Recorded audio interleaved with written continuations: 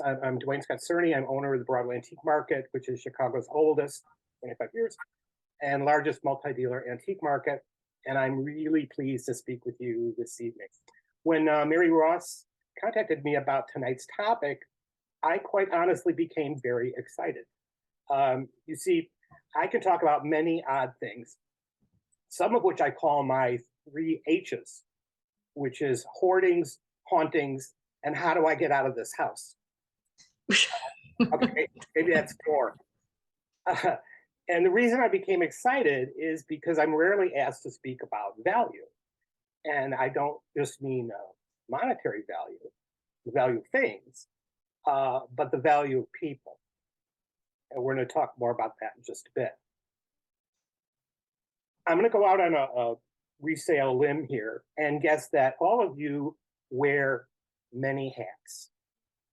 You may not talk about it, maybe you do. Now, you're all appraisers, but given the situations you're often called into and on, you can be grief counselors, pastors, ministers, social workers, certainly financial advisors, and dare I say it, friends, often with a small f. I don't mean the TV show Friends. I can't stand that show. Those people weren't friends. They were codependent enablers living fantasy lives in a rent-controlled New York City apartment. But back to resale. Continuing on that resale limb, I'm guessing many of your clients think they know more than you do. And of course, they don't. And in that spirit, let me tell you a story. Recently, I was invited to speak at an outdoor birthday party for a lovely woman who was turning 100 years old. And for the occasion, I wrote a true story about the 1928 high-rise condominium where she'd resided most of her life. I related the history of the building, the architect, the backstory of how I had acquired and donated 90% of the graphic artwork that hung in the common areas. So old photographs of the structure being built, blueprints of the building, even the 1928 design floor plans of the apartments, including the birthday girl. Now, I did say 90%. I didn't supply all of the artwork. But in the middle of my story, a man jumped up from eating his birthday cake and screamed across the garden of partygoers, "Liar! You're a liar! I know that Susie Wilson," or whatever her name was, donated the sketch of the building and all the photographs in the back lobby. My talk stops, comes to a complete stop. So picture this, I am being heckled at the birthday party of a centenarian. Some 75 people sit before me with forkfuls of frosting. I mean, a few people gasped, someone booed. Now, years ago, I did some stand-up, so this wasn't my first birthday party or drunk. And I said, "Sir, Susie Wilson," or whatever her name was, "donated the sketch in question." Absolutely. I did say I donated 90% of the graphics. I did donate all the photographs and blueprints. You are correct, though, not the sketch. Now sit down and eat your damn cake. Afterwards, I thought how special it was to be heckled at an old woman's birthday party. But in retrospect, I now think it may remind you of some of your clients. Because every day you get to tell people what they think they know is wrong. It's a wrong attribution, it's the wrong age, it's the wrong value. Now, if your client thinks it's Tuesday and it's actually Wednesday, it's still Tuesday. In that particular afternoon, I killed, as the comic world would say, because I absolutely knew what I was talking about.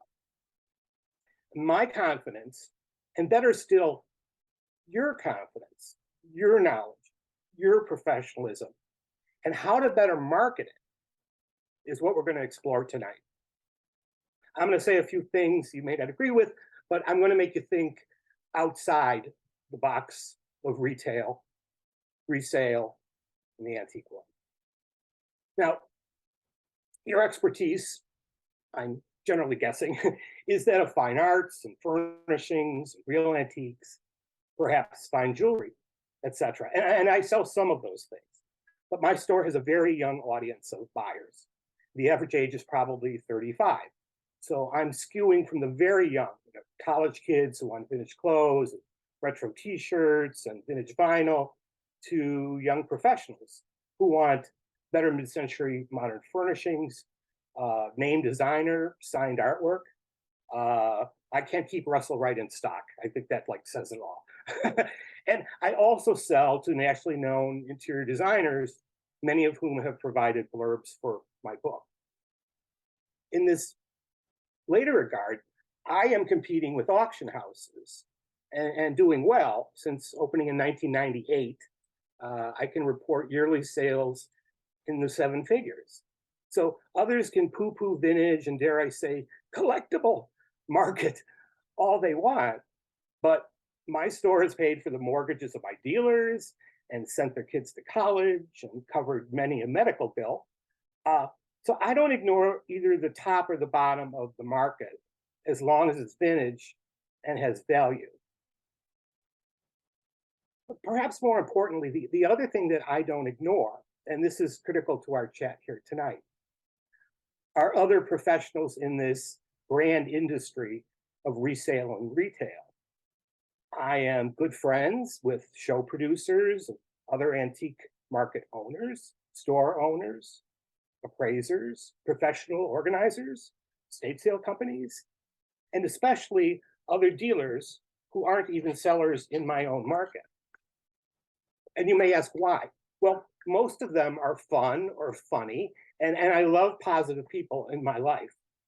But also, these people are information.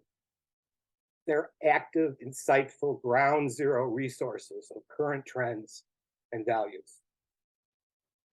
Weekly, I receive phone calls from those listed above, often asking my opinion on the value of this or that, and what vintage store is opening or closing, what auction house is opening or closing, basically shop talk.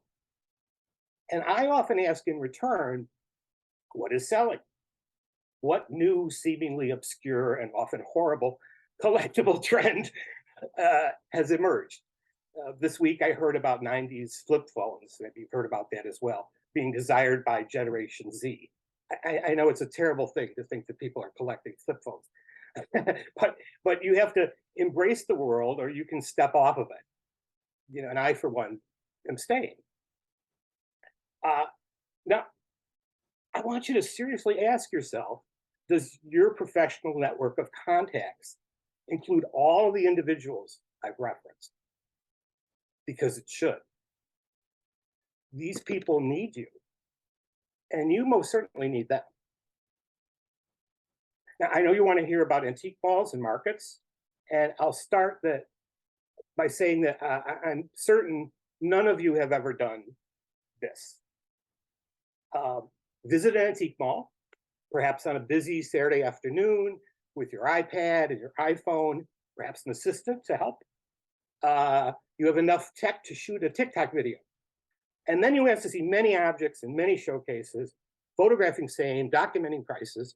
It's a big mall. This can take many hours, often. And that's if they don't throw you out after showing you the first 10 showcases, because they soon will. Yes, people do this. And more often than not, unprofessional estate sale people do this. They call it research, and I call it a waste of time. In my store, I have a 3 showcase maximum. Then the keys disappear.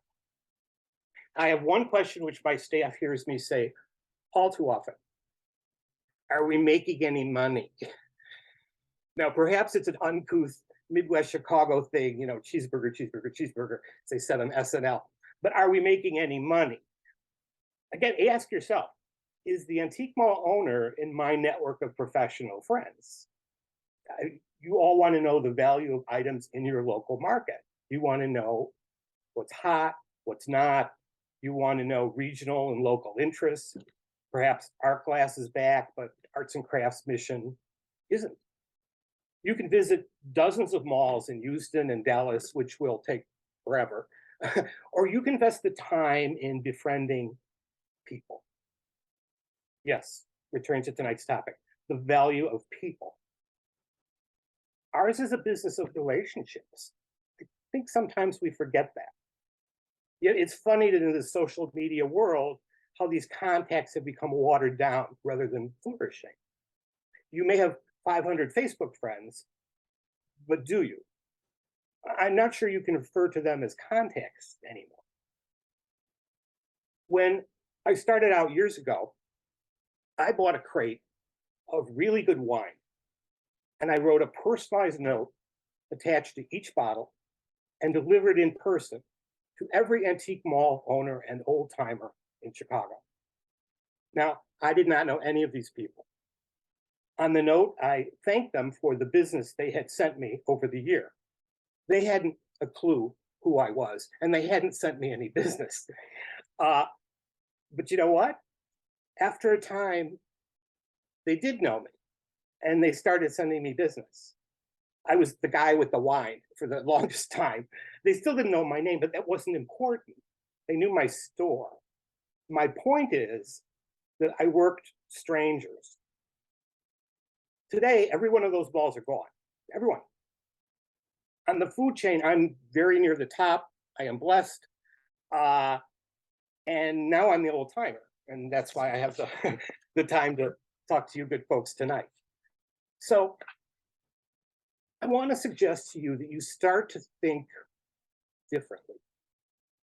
And perhaps, dare I propose, even a bit more casually about yourself and your business.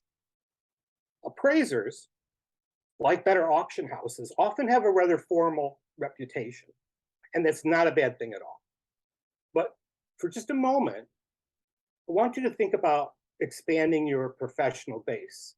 Again, perhaps being a bit more accessible, which is an excellent word, by the way. And if there's one word to write down tonight, it's accessible. Think about that for a moment. And for the purposes of this conversation, let's say accessible to antique mall owners and dealers.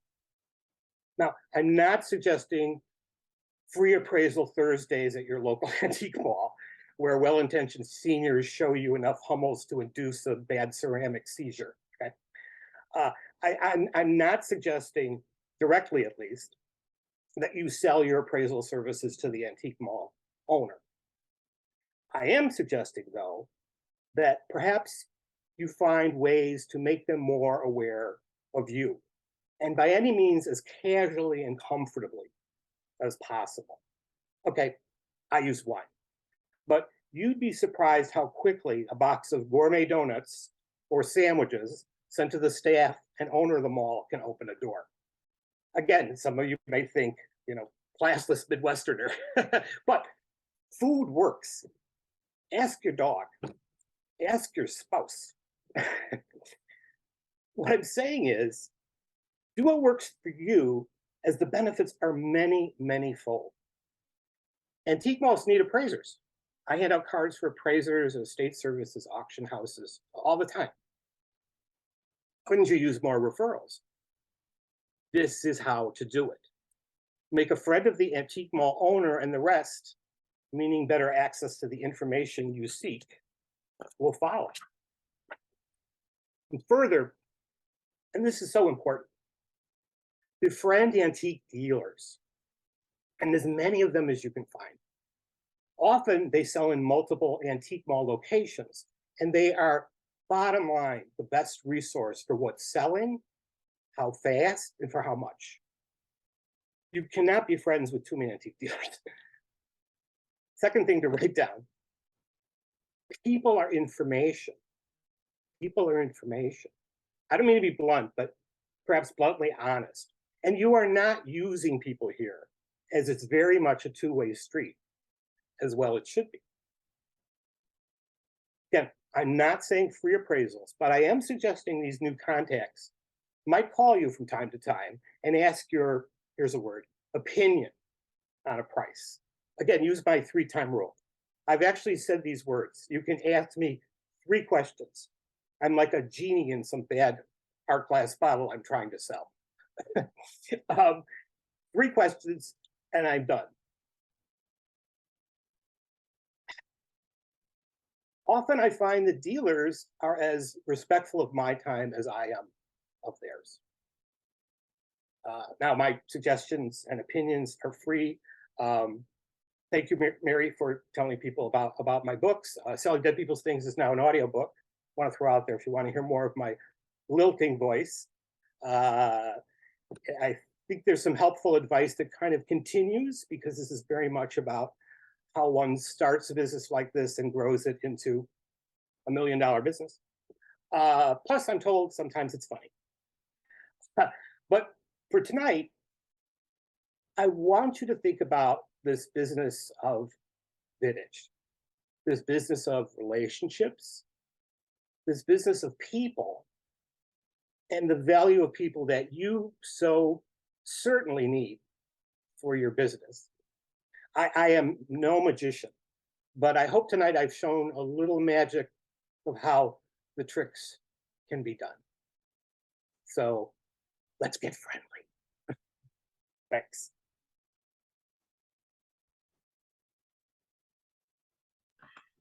I just said I'm so motivated. Thank you. I've got wine. Excellent. So, and you've got so many funny stories.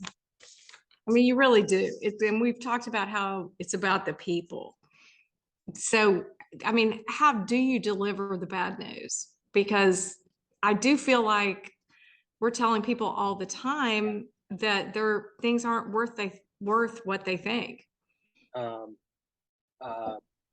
Daniel Arnett said of me that I have the ability of giving people the worst possible news in the best possible way.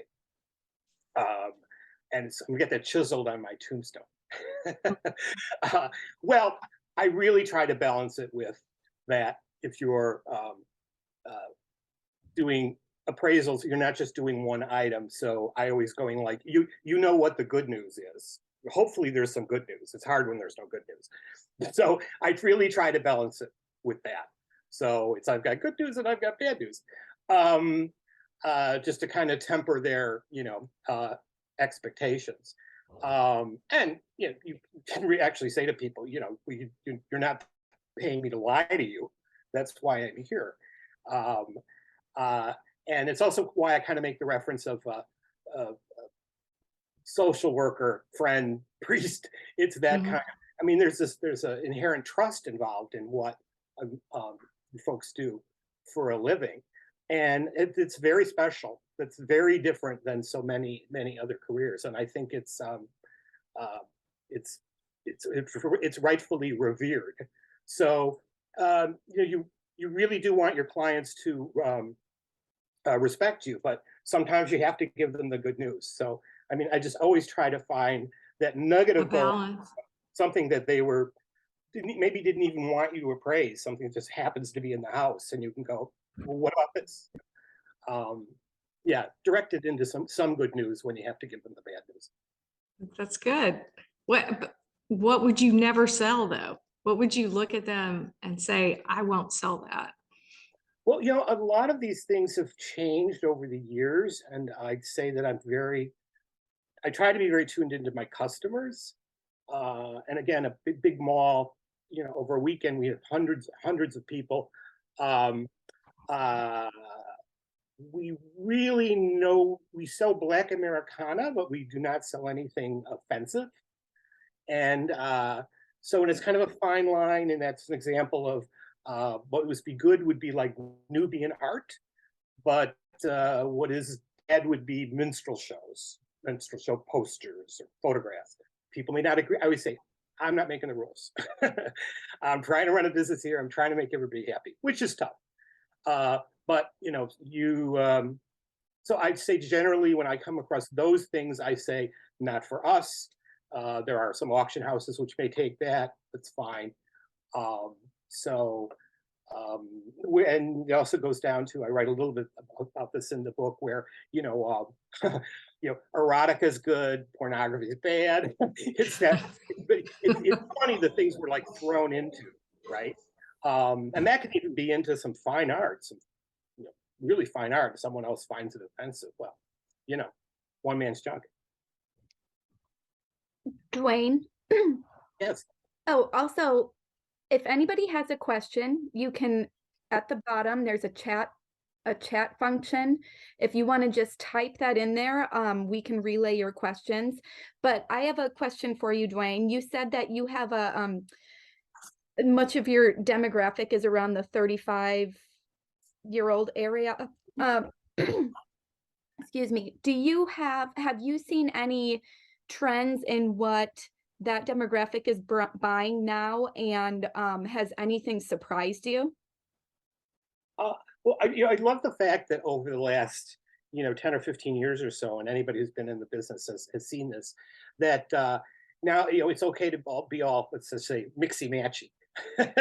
So whereas we don't specialize in Asian furniture per se, some Asian objects and art, but I found that small Asian furniture is it's hard to keep it in the shop, because I think it just fits well when you, I mean, it can fit into, if you're doing Art Deco, if you're doing mid-century, if you're doing, it can nicely fit depending on the piece. It's such an interesting business because the logo of all of this should be apples and oranges.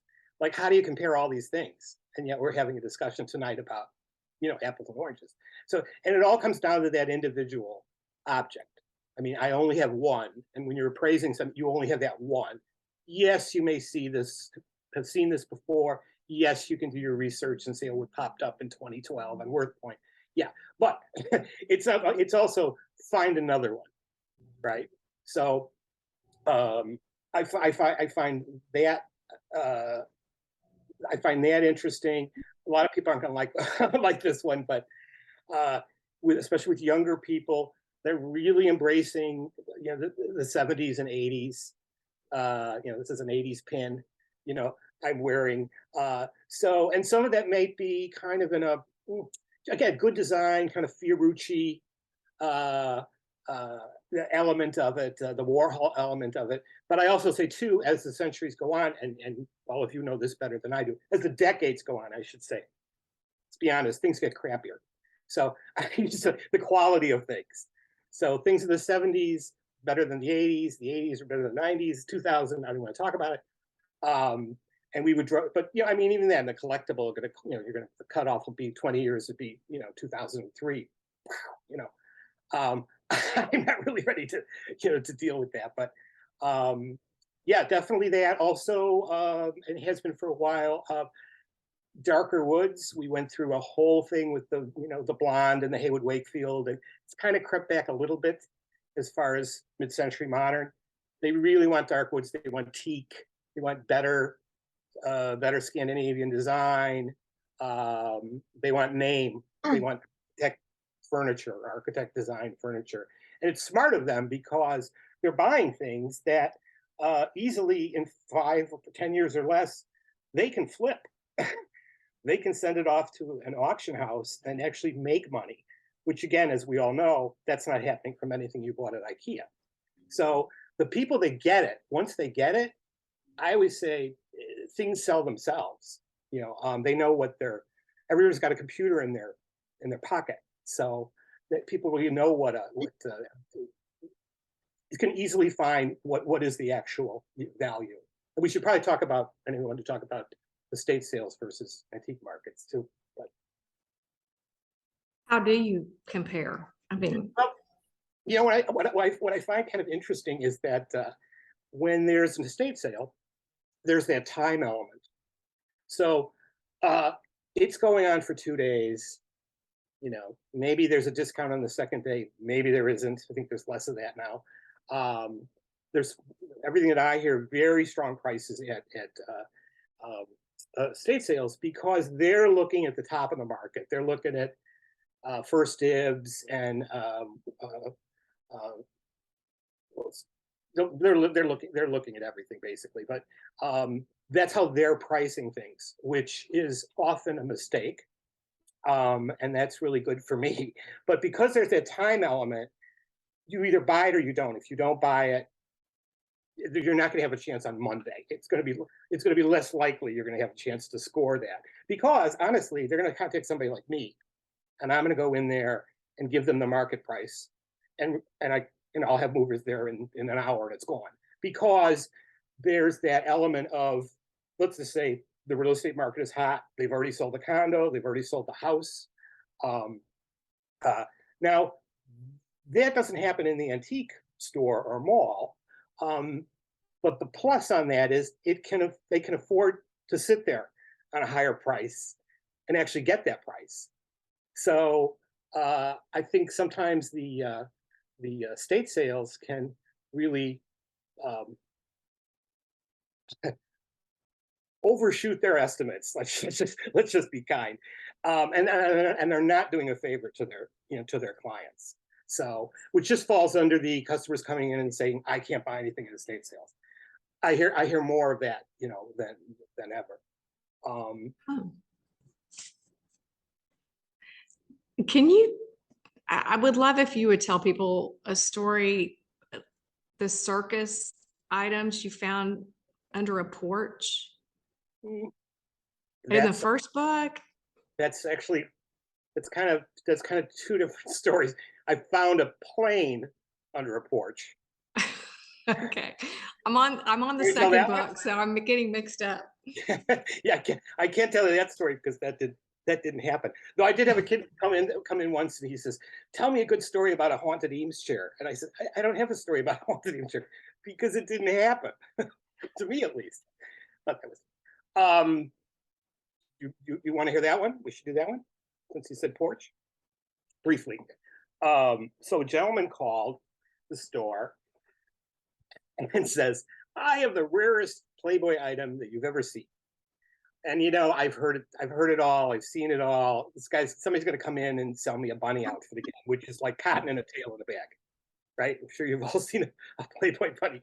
And Chicago has this rich history of Playboy. It's like every third person, including my father, by extension, worked for some element of Playboy. So the graphic designers, whatever. So I kind of heard all this, and this guy goes, so in a way we kind of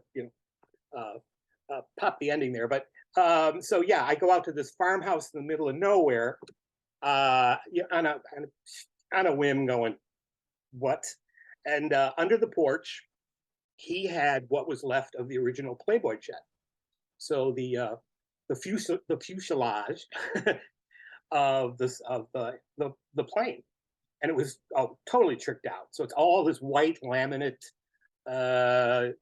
walls. It was like 2001 Space Odyssey. The oval windows and these tables, and I could not figure out. It was almost as if he had like built the porch over the plane so that he could store it somewhere.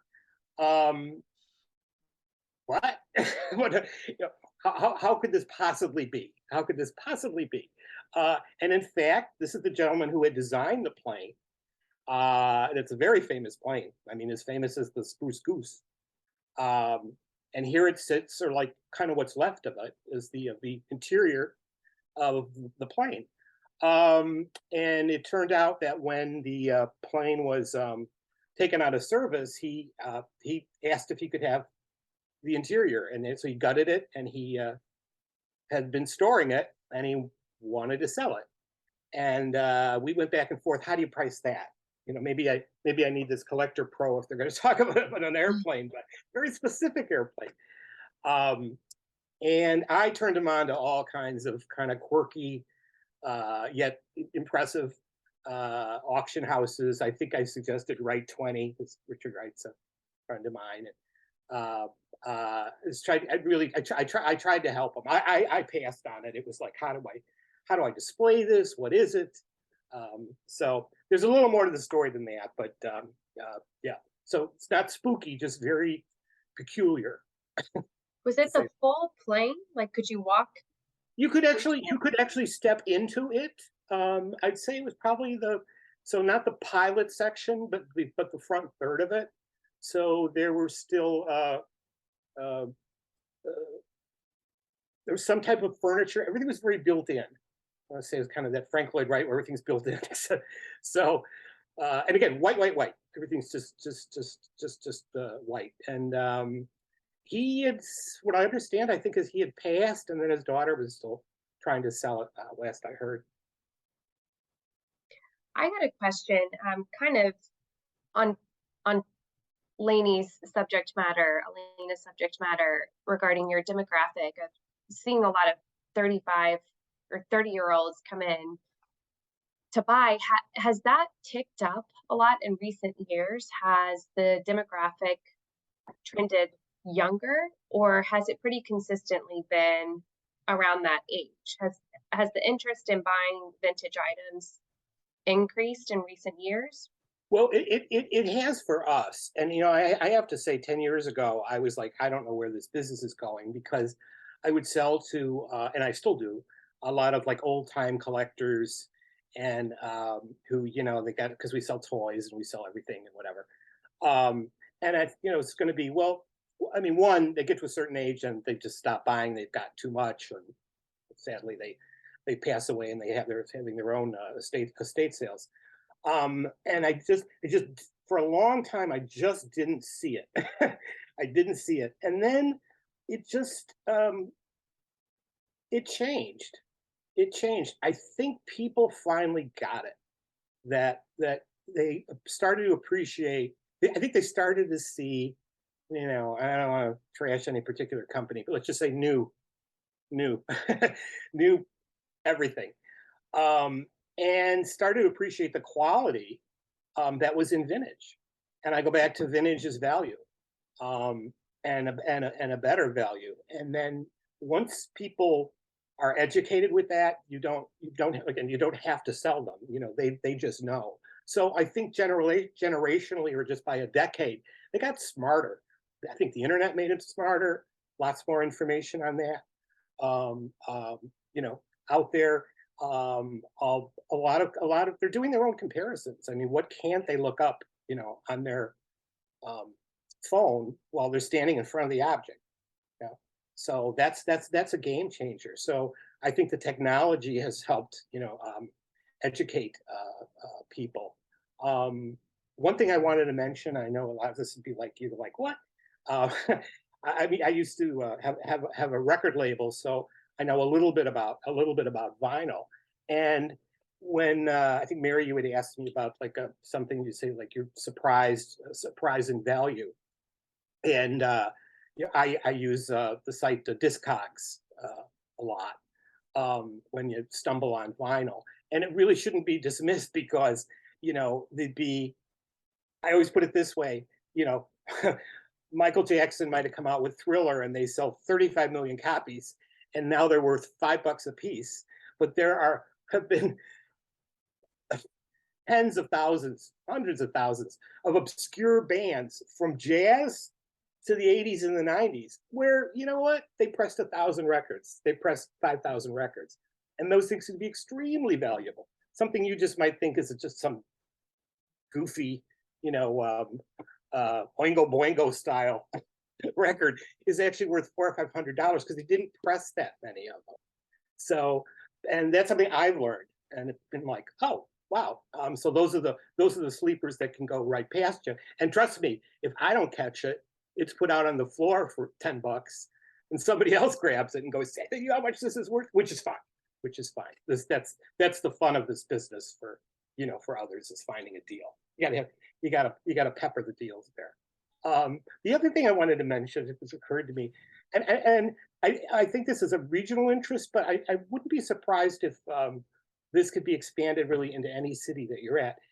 The longer I've been doing this, I realized how many artists went to the School of the Art Institute, and again, I'm going to say tens of thousands, 100,000, you know, of people from back in the day, from people doing WPA paintings, right?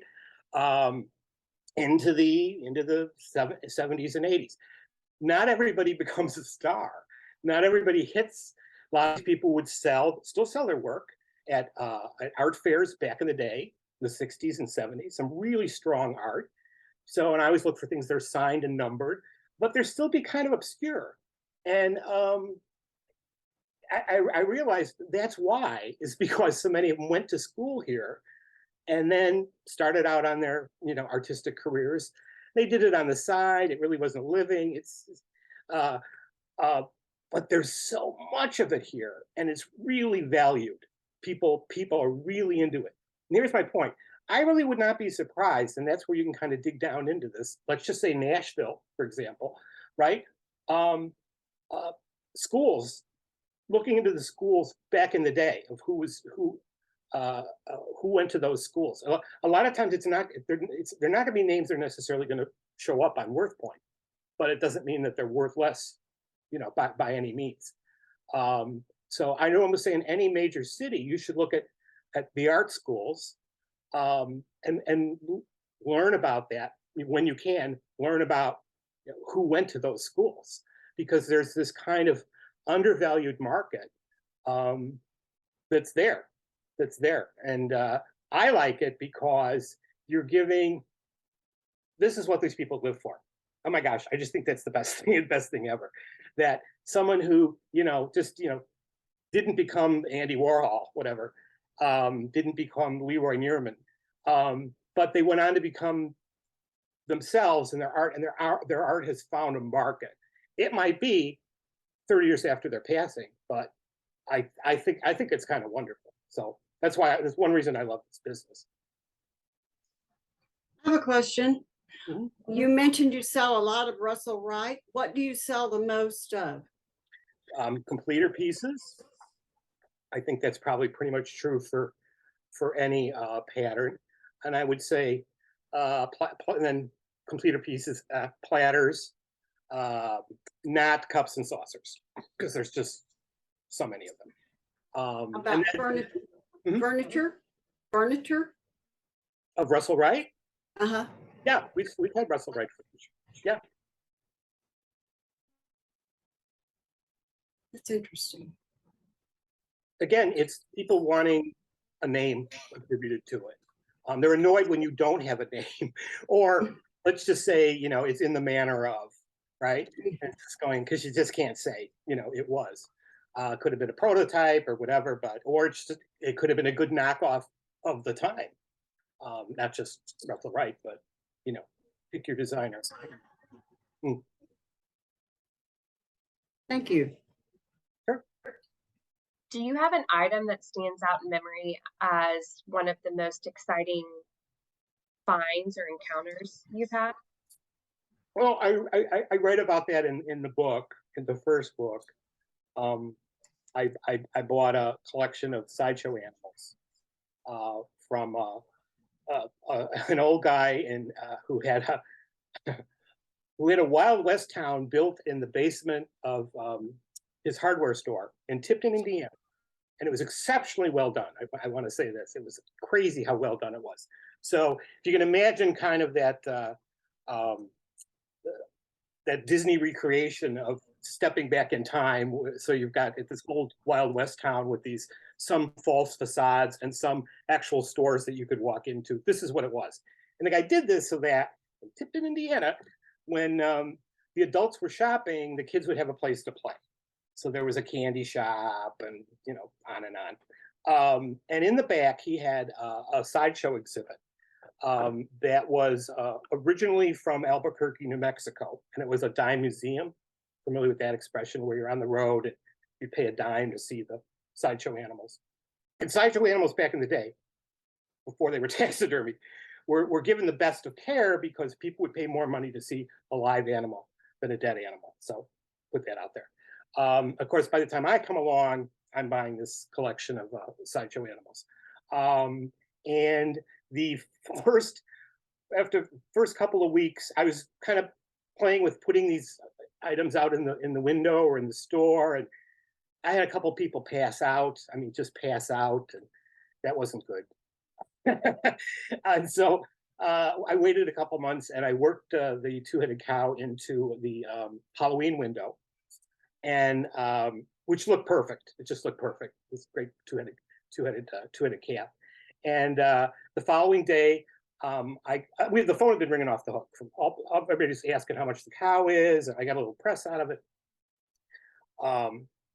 And was it for sale? Was it for rent? Da, da, da, da. And it was nope, nope, nope, nope, nope. I was getting tired. I was sorry I put it in the window. And the end of the second day, a very long day, the phone rings, I pick it up, and the guy says, you know what? I'm in town for a couple days. I'm working on a film. You know, I want to rent it. And I says, I'm not renting the cow. And he says, you don't understand. This is Oliver Stone. And I said, sure you are, buddy, quote unquote. And I hung up on him. The nenext day, I get a call from his assistant wanting to know who was the person who hung up on Oliver Stone. So guess who? And I, of course, rented the movie. It appears in Natural Born Killers. The cameras were set above the cow's head, so it could be the cow's perspective in the forest scene. You know, this is also why movies cost $100 million. And that really, that kind of put, you know, my store on the map, because after that, we propped everything that was filming in Chicago if I had what they needed, and I still do. So Chicago PD, Chicago Fire. If there's a Chicago veterinarian, we'll be propping that. So Is it acceptable to ask, what do you charge for a two-headed cow back for a then, day? I did a because again, this is the 90s. I did $1,000 for the week, and I had it insured for $1 million, and which I agreed to, and I got a certificate. And let me tell you, that was faxed off to like every gossip columnist in the city.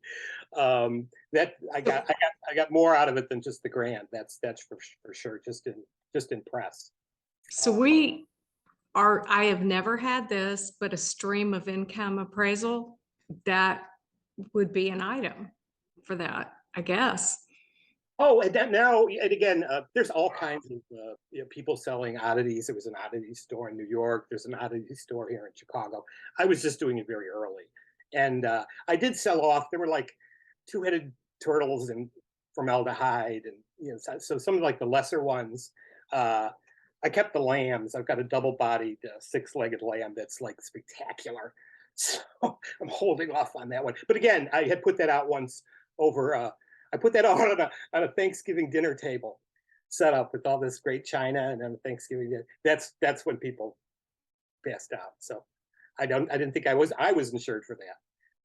And my partner was like, "You're not doing that again."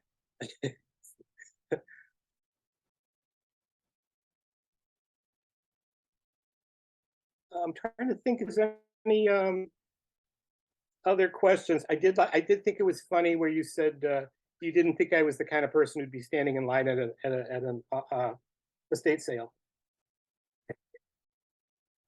Right. Yes, I'm sorry, I muted myself. Yes, I Yes. can't see you in the line outside at 9:30. Yeah, again, you know, I'm a night person. If there was a, you know, a 2-drink minimum, you know, at 11, I'd be there. But yeah, not a morning person. Generally, I am called into, and my partner and I are called into before there's a sale or after there's a sale. And here's the other thing: there are now more gated communities than ever, so you can have an estate sale. There's a lot of, you know, just kind of upscale apartment buildings, condos, co-ops, whatever, all across the country. I live in one of them myself, where they're not permitted. They're just not permitted. So an estate sale. I mean, somebody can come in and appraise things, certainly, but you need to have dealers to come in and buy, and then it's just a different, you know, just a different market.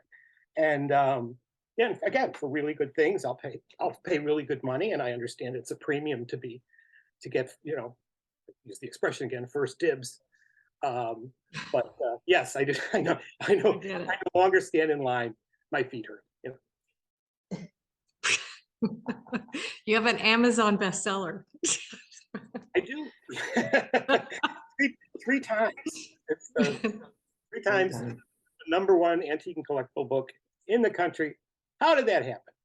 I don't know. I think you know, everyone's, you know, rightfully so, reveres the Antique Roadshow is probably like, you know, the preeminent show, which, you know, put vintage, you know, on the map, as opposed to all those other reality shows which we're not going to talk about. And what do people like about it? People like that backstory. Yeah, they want to hear what something's worth. Absolutely, that's the big reveal. But a lot of times, those stories are fascinating, just fascinating. And there's all the things. I found this on at a garage sale for a nickel. But when it's somebody's uncle who fought in the war, or father who traveled, or parents, that's it. Just I really think that's what people really appreciate. So I think that's why one of the reasons the book has been successful is because I was given permission on a number of fairly curious estates to actually write about it. And the first one was in the New York Times. That's Traces of a Man Who Disappeared. Anyone listening, you can Google that. And let me tell you, getting vetted to get an article in the New York Times it's like an atomic colonoscopy. But they did it, and because it's a really good story. It's a really good story. And all I did is try to tell as accurately as possible a really good story. And it gives a backstory. We all do this. We go in here, I'm sure you all do this, and say, what's the story here? This is, all this stuff didn't just arrive, right? It somehow got here. And who's the person who put this together, or the couple? And a lot of times there isn't a story. Absolutely, a lot of times there isn't a story. But when there is, it can be really good. And I think that's what people enjoy, a good, accurately told, truthful yarn. Yeah. And a lot of them have that O. Henry kind of quality to them, I'm told. And I try to write in such a way too. So there are people have asked why there aren't graphics in the book, and it's because I don't want to give anything away. I want you to get to that last page. And yeah, I mean, we did a bit of a reveal that now that Hugh Hefner's airplane is underneath the porch in Morton Grove or whatever. But when writing it, it's to that reveal, and that's for the reader. It's fun. So you get to take the public into really, our business and what we do. And you all should be just so proud of yourselves for being a part of it, because I think it's a very special industry. It takes really good people. It's good people doing the right thing and helping people. And yes, it's a living, but it's important. And I love the fact, even the opportunity to talk about this tonight, because there can only be more and better light shed on the industry. That's so nice. Thank you. Thank you. Okay. Does anyone have something else? If not, I'm going to draw for the books. No? Seeing anything in the chat? Okay. The first book is Selling Dead People's Things. And these are autographed. Duane autographed them. I'm going to mail it to whoever. I've just put names in a pot for who's here. So. Okay. The first one is Joan Caballero. That's yours. I'll send it to you. Okay, the next one we have, this is the second book, actually, Vintage Confidential. I'm in the middle of this book. It's really good. Okay. Okay, this one goes to Beverly Morris. So I will mail it to you. And if you want to have a chance to buy these, go to sellingdeadpeoplesthings.com, which I still think is the most incredible name. And thank you so much, Duane. That was really, really nice. Thank you. I'm motivated to be a good person. Thank you. Thank you, folks. Okay. Thank you. Thank you so much. Okay, not a part of it, but I want to go to Chicago and see your mall. Oh, yeah. And that is bamchicago.com. So BAM.com. There, you should there's a video right on the first or second page. We did a music video a while back, and it was actually the crew from Chicago Fire, and an amazing kid we found, and I wrote the lyrics to the song, and a friend of mine did the music, and it's I'm all in love with Vintage, and it turned out really, really well. I never directed anything before, but I gotta say, I'm a little proud of that one. So play that, and that gives you a whole feel for what the store is about and our. I watched it yesterday when I got your bio, and it's really cute. It's really well done too. Thank you. Yeah, it did. Yeah, that was 4 days of 4 a.m. Mornings. Very cute. Long shoot. Thank you. I have to say, I also love the story of where you were approached to have a expert come in and disprove items. That's so bad.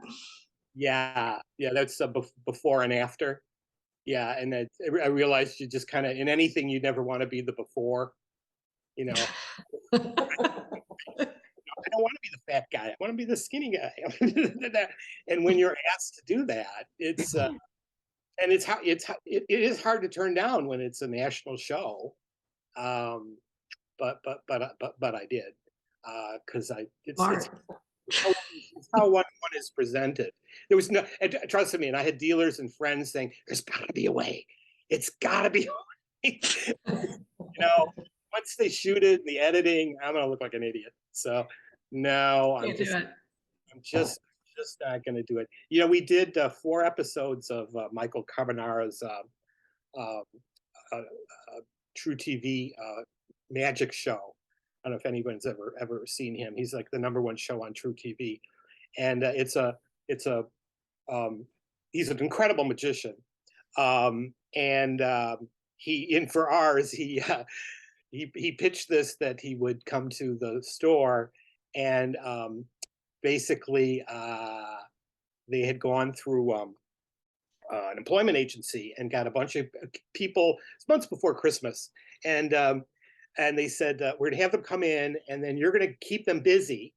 And what they didn't know is the whole, well, on 2 floors, had been tricked out with hidden cameras. So we have columns that aren't columns. There's cameras behind them, and he's a spectacular magician. I don't know how he does the things he does. So I had these kids come in, and I had them put together Christmas trees, aluminum Christmas trees. And then I'd said, you know what? There's a guy upstairs. You're going to help him now for the next half an hour. And they'd go upstairs, and he was doing this kind of appraisal thing with china and a china cabinet. And so he wanted them to help him, you know, pick out the pieces and kind of do this display, right? And then all the lights would go off, and the lights would come back on, and he would be complete. He would have masking tape on his face. He's tied to a chair, right? Right. What the heck? It's fantastic. Anyway, On YouTube. yeah, it's on YouTube. There were a number. We shot a number of them. But the funny thing is that when people came in, I had them check their wallet and their cell phone. And I am not kidding you, that people ran down the stairs and just out the door. And I have to go back and go, no, wait, it was a TV show. It was a TV show. Let me give you, they're going to pay you for this, you know, and you need your, and I had one guy who would not step back in the store. Just, we'll do it right here at the curb. So. Risky. So risky. So I have agreed to do TV shows, and that would, but. Sorry, that's my Best TV show we were ever on, as far as exposure. I hear about that from customers constantly. It's like one of their favorite things. They did other setups too, but it was fun to see someone who, because he's into vintage himself. Again, Michael Carbonara, and he appreciated it. So, but that was another one there. They were just there for, you know, days and days and days. But so I didn't want to make it sound like I just turned down television. So We'll keep that in mind. I don't know. I got a lot of questions, but I know it's everybody's dinner time. Duane, you have been the greatest speaker. I appreciate it so much.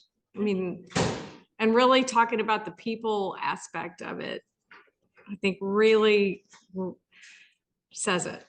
That's a big part of what we do. It's a big part of my, success has been people. And I just think it's undervalued, and we do appreciate the people in our lives, but there could be more. And when you pitched this idea, it was like, that's how to do it. That is absolutely how to do it. It's some work.